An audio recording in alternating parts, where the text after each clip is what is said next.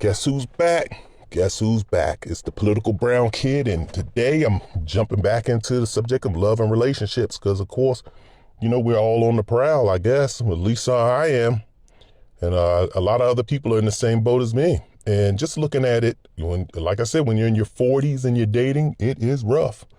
Probably rough for you young cats too. I have no idea, but I can only focus in on my demographic, and I'm in the older 40 demographic. And what I want to talk to you today about is usury. If you don't know what that word means, look it up. It sounds just kind of like what it is. You know the word use, look up usury. They both fall into the same camp. And here's what I'm going to have to say about this subject, because a friend of mine, female friend, she just came to the epiphany. You know how kind of like back in the day, for any of you people, I know my black people out here understand what I'm about to say. You know when how Richard Pryor had that joke. Richard Pryor had a joke. I forget what comedy special it was in. I don't know if it was live on Sunset Strip or what it was, but he had a joke. He said, white people come up to me and say, "Hey man, did you see that on TV? They put him in a chokehold. They put him in a choke. The police put him in a chokehold. Oh my God." And he said that the white people were surprised, and he said black people were just like, "Yeah, we know about that chokehold. Oh, okay." Black people looked at it like we know about the chokehold. It's been getting thrown on us since the time before forever. But white people were surprised at it because they didn't experience it. So my friend sends me a video today, yesterday evening.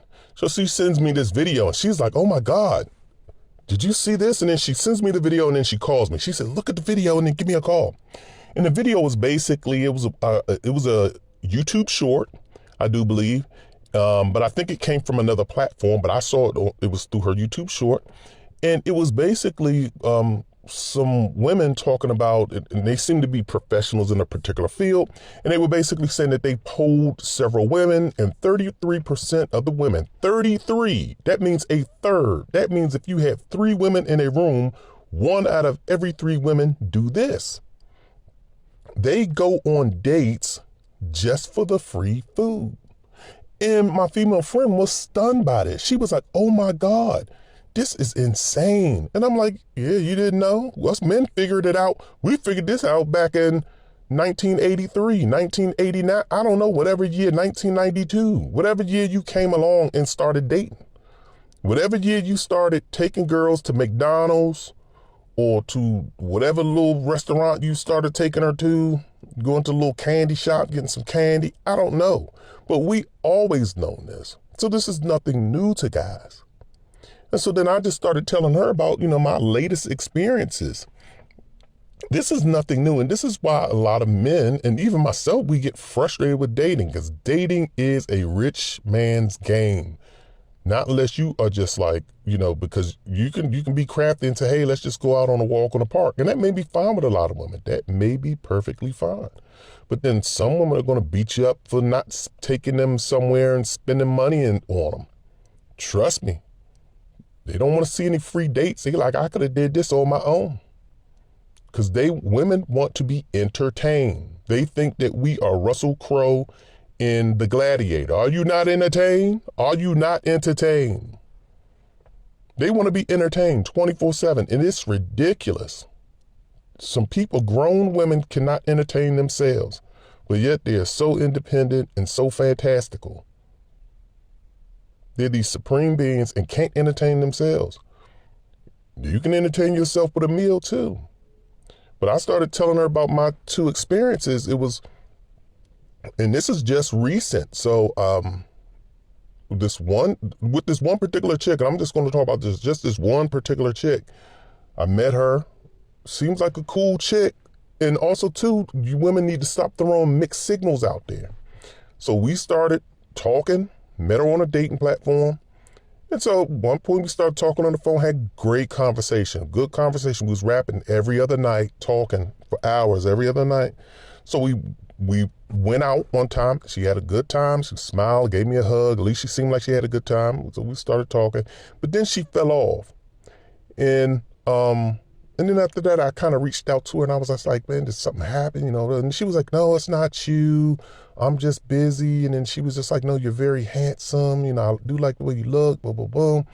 No, it's just, I'm just kind of doing things. So I was just like, okay. So we fell out of touch, but then we got back in touch. Basically, I reached back out. So this is my foolishness, I guess. I know a lot of women, you're going to start blaming. Women love to not take responsibility. So I know a lot of you women are going to put in the comment section how, it's my fault. And partly it is. We all have a part to play in our demise and in our accomplishments. So we went back out. This was about a couple of months ago. She called me up. We were talking. She said that she was about to go to hang out at this spot for happy hour. And then so she invited me along. Well, no, I invited myself. I said, man, yeah, if you want to, I'll come up there and hang out with you. So we went, hung out, and she had already eaten, so we didn't even order much. We just had some drinks, not even like alcoholic drinks, just non-alcoholic drinks. And then we had an appetizer too. It didn't even break the bank. It came up to probably about $30. We didn't even break the bank. And when we sat in there for about 3 hours, just talking, laughing, had a good time. She was just like, yeah, I had a real great time. And so she gave me a hug and she was leaving. And this is also the other thing I'm going to say about you women. Because you women don't value or respect men at all. You don't value or respect men at all. I literally live 20 minutes away from this spot. I live 20 minutes away. She lives literally 1 minute, probably 30 seconds. She literally can leave her apartment complex and it's a straight shot. It's right down the street. It's a straight shot. So 30-second drive and she's right at this spot. Popular little spot. So I text her when I left the house and said, on my way, be there in 26 minutes. I get there. Then I text her and said, I'm here. She texts me like 5 minutes later. Okay, leaving now. She didn't show up till I was 14 minutes there. So it's like you all don't even make a move until you are sure that we are where we're supposed to be. I find that totally egregious because now I have to wait on you. But again, I had a good time. So fast forward and getting back to the story, she gave me a hug. Yeah, I had a real great time. I'm glad I hung out. Yeah, my son says I need to get out more. I need to get out. She keeps saying I need to get out the house and I need to get out more. So I was like, okay. So then she was like, so then she said something too. And she was just like, she said that she has a phobia of driving. She has a particular phobia about driving. So that's why she doesn't drive much, or she tries not to drive much. So I was like, oh, okay. So, she drives home. So I said, well, get home safe. She's like, okay, well, you call me. So then she's texting me all that night. Make sure you tell me when you get there and you get home safe. So I did. So I'm thinking, okay, maybe it's going to work back out this time. She's texting me every other day again. So, and then we're talking on the phone too. So then about 2 days after we go to this spot and have our little, get together, have our happy hour get together.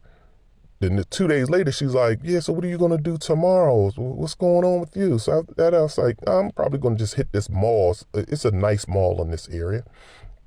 The mall is actually 20 minutes from my house. The mall is 20 minutes south of me. She lives 26 minutes north of me. So I'm kind of like the halfway point from her to this mall. So again, the mall is 20 minutes south of me. So if I leave my house, it'll take me 20 minutes to get to this mall. She lives 20 minutes north of me.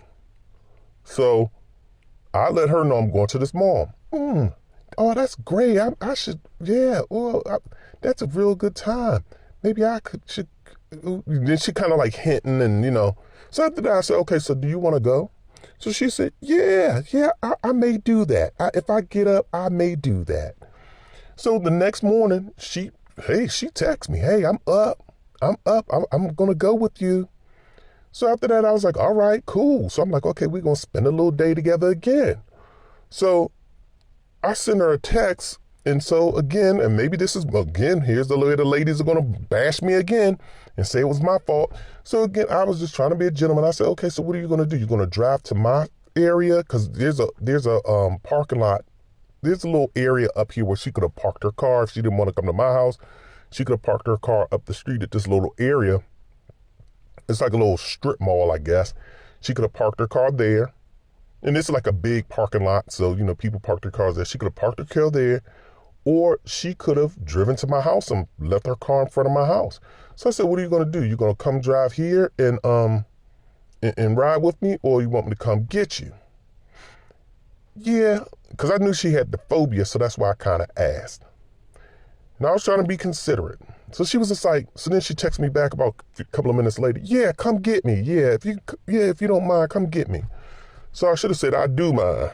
Because now I got to drive 26 minutes north, and now from her house, I got to drive 40-something minutes to this mall. So I drive to go get her. When I get 5 minutes away from her house, because I know where she lives again, when I get 5 minutes from her apartment building and I'm about to take the exit to get to her apartment, because her apartment is right by the exit, I text in the car and I'm like, I'm here. Take the exit, get to the building. She's still nowhere to be found. She's not waiting at the front door. So I circled the building a couple of times because she lives directly on a major road. So like you can't there's no place to pull over. You're on the major road where her building is. So I'm circling this building. And then they finally on the total opposite side of the building, they had a, like I guess where you could pull in to kind of drop something off. So I sat there for a minute. Then she finally texts back like 7 minutes later, like, okay, coming down now. What? I texted you 7 minutes ago that I was here. So then she comes down like 3 or 4 minutes later and she says, so then she calls like, where are you? I don't see you. So after that, I said, yeah, I've been circling the building. So I pull up to her. And at this point, I am kind of frustrated because I'm the type of person, I'm punctual. My thing is I value time. So I pull up. And so I sit in the road because now no cars are coming. So she gets in the car. So I show her my phone and I said, look, I text you. And I kind of said it a little jokingly. And I was like, look, my text that I was here at this time. 7 minutes later, you text back and said, I'm coming down. And then 3 minutes later, you show up. I said, man, that's a whole 10 minutes. And so I said it in a joking manner. So she just kind of, laughed, And so we drive off and we go. Now I'm driving 40-something minutes to this mall. I could have drove 20-something minutes. Driving to the mall. Get to the mall. We walk through the door. And where we entered at the food court. So we walked through the door. And so we turn left and we start walking. So we went to one store. We go to the store, and as soon as I started looking around, she says, okay, I'll be right back. Or she said, I'll be back. I'll catch up with you. So she leaves out and she goes wherever she goes. So then I'm like, okay. So then she texts me, she calls me and says, okay, where are you at now? So after that, I said, I'm here. So she comes back. So we walk out of the store, we walk up a little bit, and she sees this, this parlor owned by some Asian people that they do massages and I guess eyebrows and nails and stuff. So she's like, I'm going to get a massage. So she said, I'm going to get a massage. I'll catch up with you. So I'm like, okay. So now I've caught on at this point. I'm like, she just used me for a ride to this mall. So at this point, I'm kind of ticked off. And I'm like, I should leave her out here. But that would be very cruel because that's cruel and childish to do. It is. But I felt as though it was well deserved because you came to the mall and then you're just doing your own thing. So I'm walking around. I've done shopped. I done did what I needed to do, really. But I'm walking around trying to hang out because that's kind of the purpose of what I was going out there for, just to kind of hang out. So about 30-something minutes later, she calls me and she's like, yeah, so where are you at? What are you doing? So I'm like, I'm doing whatever. So she's like, okay, I'll meet you in the food court. So we meet back up at the food court. She goes, she gets something from the food court. And then she says, all right, you ready? So I'm like, I guess so. Because there was nothing else really to do. I mean, really not with her. So I said, I guess so. So we get back in the car, drive her home, haven't heard from her since. And that goes to usury individuals. These women just want to be entertained. Usury. The women just want to be entertained. They do not care about us. And here's the same thing I've heard on I saw another TikTok video. I do believe it was that platform. I don't even know if I can say the name here, but I saw a video. It was actually on the YouTube platform, where you had this sister, the young sister, talking about how she's not going to date brothers anymore because they don't make plans to hang out with her. They don't do this, but yet she had this white guy that she had a crush on for years. So my thing is, how is it that you claim you don't date outside the race, but you had a crush on somebody for years? That's one thing. That's non-black. And then she's talking about, well, and then she started doing compare and contrast where this man just makes plans and continually makes plans and plans and plans, and he comes through on his plans, and the brothers don't. The brothers don't make plans and they don't do anything. Well, it's also the men that you date. If I guarantee you, she tried to date a regular brother, she's dating the superstar brothers. I'm telling you, these women, the cutest brother is equal to an average white guy. I'm just being honest about that. I'm being honest. The sisters will take an average looking white guy. They won't take an average looking brother because to them that's ugly. He's ugly, but an average looking white guy is cute in their eyes. And you can look at black guys, the brothers. They'll date the most basic white girl that none of the white guys want. They'll date the most basic one. But I digress. Getting back to the topic. So the girl that sent me this video, she actually committed usury. And she did. So I'm going to tell you her story. She was involved with this guy that she didn't even want to be with anymore. She was like, I don't even want to be with this guy. I'm going to break up with this guy. So I was like, okay, when you going to do it? Well, he's taking me on a trip to the West Coast, and we're going to hang out in LA. We're going to LA, and he's going to, he's got me, we're staying here and we're staying there in LA, and we're staying at this hotel. So when we get back, I'm going to let him know. And I said, wow. I said, man, boy, people get deleted over stuff like that. That man done bought some plane tickets and done paid for a hotel and taking you here for a whole week, and then you're going to come back and break up with him? And so she was just like, yeah, but there's all kind of rationale. But being as though it was my friend, I couldn't say you're wrong. I didn't say you're wrong. I was just like, man, I said that's some wrong stuff to do. I said it kind of like that, in like a passive aggressive way. I was just like, man, that's wrong to do. I wouldn't do it. I said, man, that's cold blooded. And I just kept saying stuff like that. So while they're in LA, she's calling and texting me like she's bored. He's boring. All he wants to do is do this. He's not doing what I want to do. He just wants to hang out in the room, or he just wants to do this. And it's like, well, dang, you just got a free trip. You can leave the room, go do something on your own, entertain yourself. Why is it that you got to use us for travel, meals and incidentals, and entertainment? The man came out there, maybe he wants to get a break. But people think that we just like to be out in the streets funning around all the time. But the women are just out of control. And so that is just my subject on usury. If you cannot relate, I want you to put yourself in a man's shoes. Put yourself in a situation, or even if you're a man using a woman, put yourself in the other person's shoes.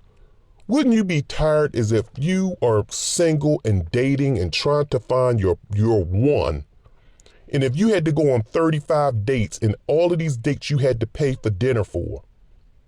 See, these women don't look at it like I'm one of several women that he's possibly taking out because me and him just met. We haven't worked out yet.